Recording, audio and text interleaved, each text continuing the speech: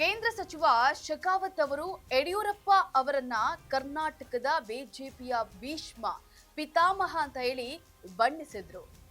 Ladies and gentleman, ರಾಜ್ಯ ಬಿಜೆಪಿಯಲ್ಲಿ ಮತ್ತೆ ರಾಜ ಹುಲಿದೆ ದರ್ಬಾರ್ ಶುರುವಾಗಿದೆ.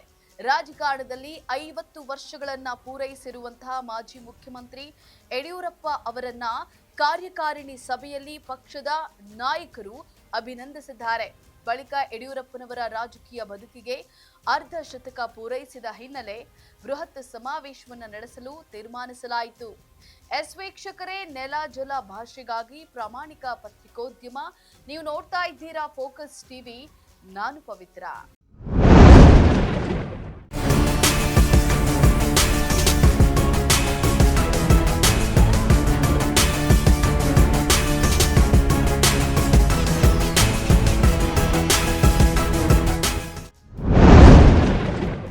ಮಾಜಿ ಮುಖ್ಯಮಂತ್ರಿ ಬಿಎಸ್ ಯಡಿಯೂರಪ್ಪ ಅವರ ರಾಜಕೀಯ ಜೀವನವನ್ನು ಆರಂಭಿಸಿ 50 ವರ್ಷಗಳಾಗಿವೆ. ಈ ಹಿನ್ನೆಲೆಯಲ್ಲಿ ಇಂದು ರಾಜ್ಯ ಕಾರ್ಯಕಾರಿಣಿ ಸಭೆಯಲ್ಲಿ ಬಿಜೆಪಿ ನಾಯಕರು ಯಡಿಯೂರಪ್ಪ ಅವರನ್ನ ಅಭಿನಂದಿಸಿದರು. ಅರಮನೆ ಮೈದಾನದಲ್ಲಿ ಕಾರ್ಯಕಾರಿಣಿ ಸಭೆ ನಡೆದಿದ್ದು, ಪಕ್ಷದ ನಾಯಕರು, ಮುಖಂಡರು ಸೇರಿದಂತೆ 1000ಕ್ಕೂ ಅಧಿಕ ಕಾರ್ಯಕರ್ತರು ಭಾಗಿಯಾಗಿದ್ದರು.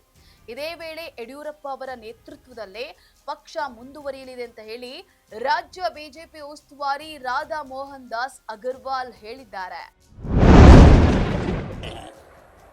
आने वाला समय जब भी चुनाव होगा 2028 में भारतीय जनता पार्टी का चुनाव होगा और हम ऐतिहासिक मतों से विजयी होकर के वापस आने वाले. ಯಡಿಯೂರಪ್ಪ ಅವರ ರಾಜಕೀಯ ಬದುಕಿಗೆ 50 ವರ್ಷ ಹಿನ್ನೆಲೆ ಜೊತೆಗೆ ಸಿದ್ದರಾಮೋತ್ಸವ ಮಾದರಿಯಲ್ಲೇ ಬೃಹತ್ ಸಮಾವೇಶವನ್ನ ಹಮ್ಮಿಕೊಳ್ಳೋ ಬಗ್ಗೆ ಚರ್ಚಿಸಿ ನಿರ್ಧಾರವನ್ನ ತೆಗೆದುಕೊಳ್ಳಲಾಗಿದೆ. ಏಪ್ರಿಲ್ ಅಂತ್ಯ ಅಥವಾ ಮೇ ತಿಂಗಳಲ್ಲಿ ಸಮಾವೇಶವನ್ನ ನಡೆಸೋಕೆ ಬಿಜೆಪಿ ಚಿಂತನೆಯನ್ನ ನಡೆಸಿದೆ. ಈ ಬಗ್ಗೆ ಇಂದು ನಡೆದಂತಹ ಕಾರ್ಯಕಾರಿಣಿ ಸಭೆಯಲ್ಲಿ ತೀರ್ಮಾನ ಮಾಡಿದೆ. ರಾಜ್ಯದ ಮಧ್ಯಭಾಗವಾದ ಚಿತ್ರದುರ್ಗದಲ್ಲಿ ಬೃಹತ್ ಸಮಾವೇಶವನ್ನ ನಡೆಸಲು ನಿರ್ಧಾರವನ್ನ ಮಾಡಲಾಗಿದೆ.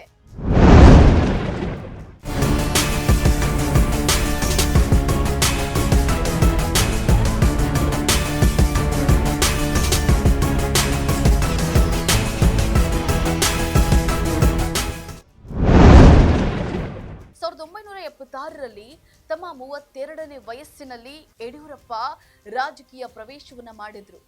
ಶಿಕಾರಿಪುರ ಪುರಸಭೆ ಸದಸ್ಯ ಸ್ಥಾನದಿಂದ ಮುಖ್ಯಮಂತ್ರಿ ಸ್ಥಾನದವರೆಗೂ ಯಡಿಯೂರಪ್ಪನವರದು ಸುದೀರ್ಘ ರಾಜಕಾರಣದ ಹಾದಿಯನ್ನ ಸವೆಸಿದ್ದಾರೆ.